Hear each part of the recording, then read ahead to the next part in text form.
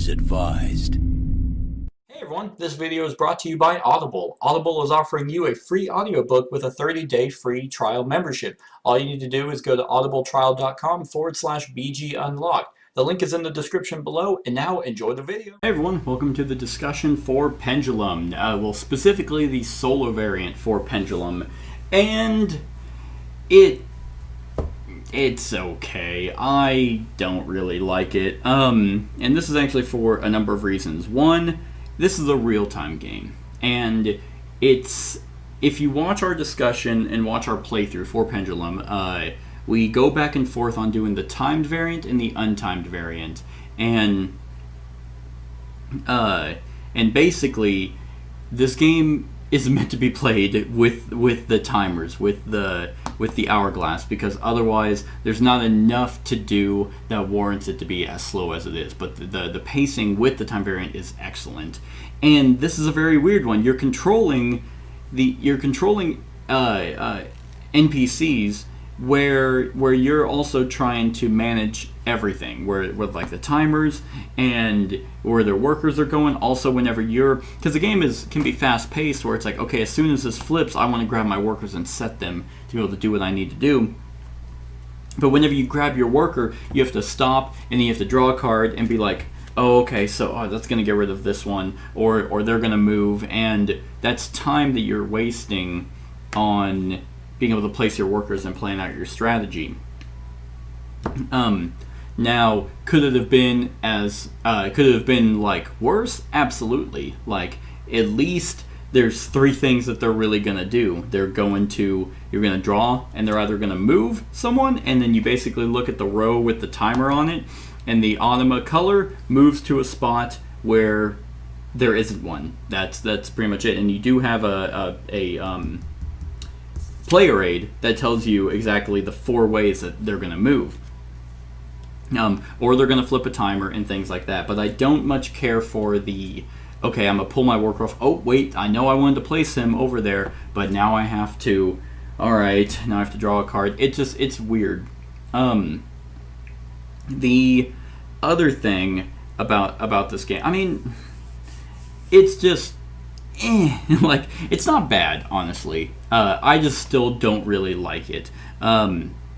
Because one thing that Pendulum does that I do like is you get to look at the other players and see how they're doing on, in terms of their points, blocking each other, with workers. So you have to use your grande workers, trying to get into the head of the opponent, and like, oh, okay, how close are they to finishing their three tracks, racing to be the first one to finish the achievement card, or being like, okay, crap, what are they going to want on the final rewards board? And you can't do that. There's nothing. Like, the closest thing to it is blocking each other with workers. Okay, well, you have to start using your grande workers. You don't quite know how they're going to move, left to right or up or down. As well as at the end, like, if I look at my opponent and I see that they have 5 votes, I can either try to beat them and just start racing for votes myself, but you don't get that in the solo variant. You draw 3 cards and hope that they don't add to more than what you have, which it wasn't until the end of the actual game that someone actually did end up beating me in the privilege board. I don't know, like, and then in terms of them getting victory points, it's a crapshoot. Like, you just, okay, well, this time it's gonna be 5. I will say what I do like is the fact that depending on the 4 rounds, it is mitigated. Like, in the first round and on the B difficulty, like, if they draw 5, or if a card that gives them 5 points, it's actually -2, so they're only getting 3 points. And also, if you're not the one managing the purple timer and you're just holding out on letting it go, well, then whenever you pull an action and they draw a card that tells them to flip the purple timer, that's actually a point that you're giving them, both in votes and in actual victory points. I do like that. I actually really like that quite a bit. Because some cards, they don't flip the purple timer. It's not like it's always a guarantee. There are some blanks in here where they do nothing. There's some where they don't move the timer at all. It's just they just move workers. I like that because you can actually kind of risk it. Be like, okay, I could hold out on moving that purple timer and just try and put a worker here and flip the green and hope that whenever I draw the card, it's, okay, they're just getting rid of a province. Okay, awesome. So that stays there and lets me kind of still do my turn back and forth like you would be able to do in a normal player game.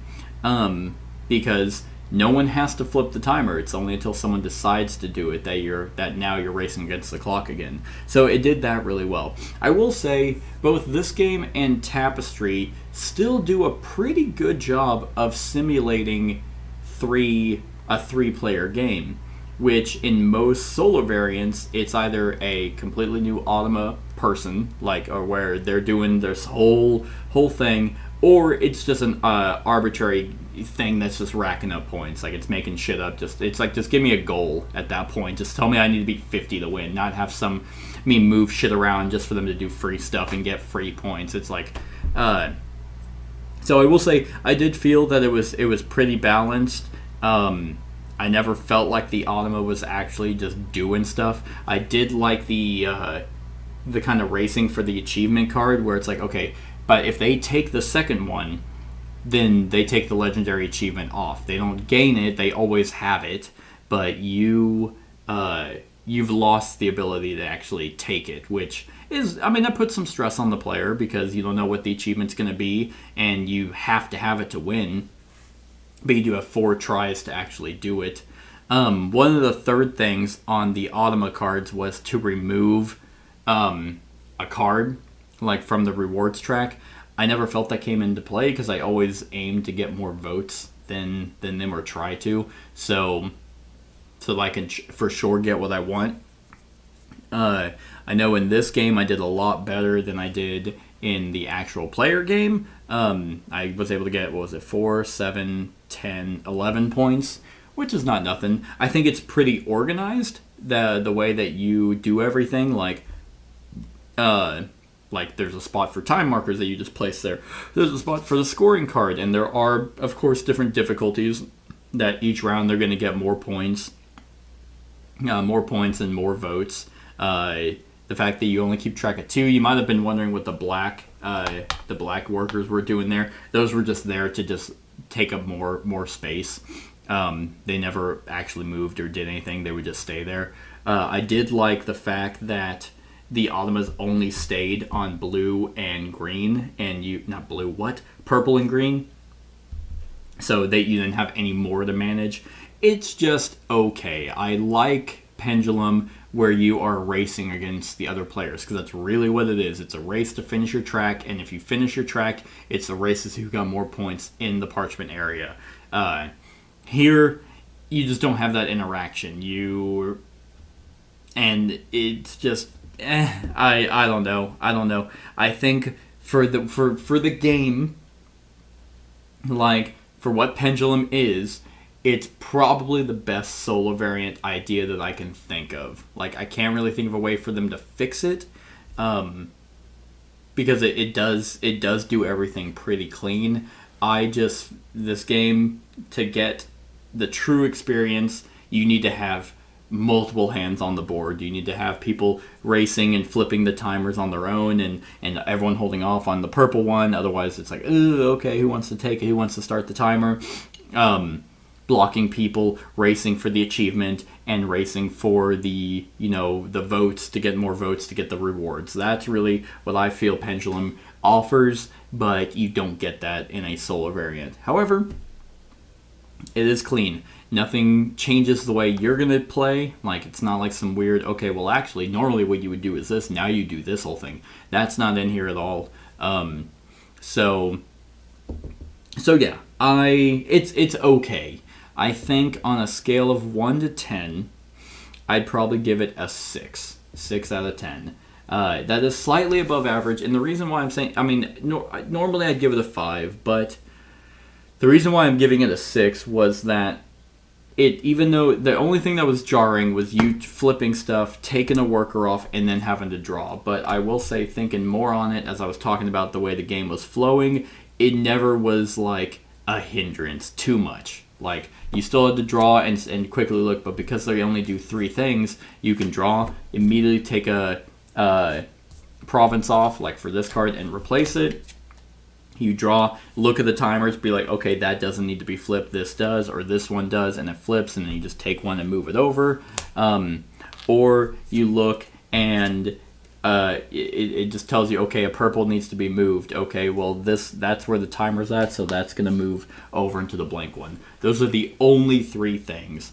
And then in terms of how they clean up, like, and how they get votes and points, it's pretty straightforward. Like, based off these 3 cards, the very first one says, okay, they're going to take the one that upgrades a worker into a grande worker. Alright, so I can't do that. You almost always want to try and aim high for votes, but you never quite know.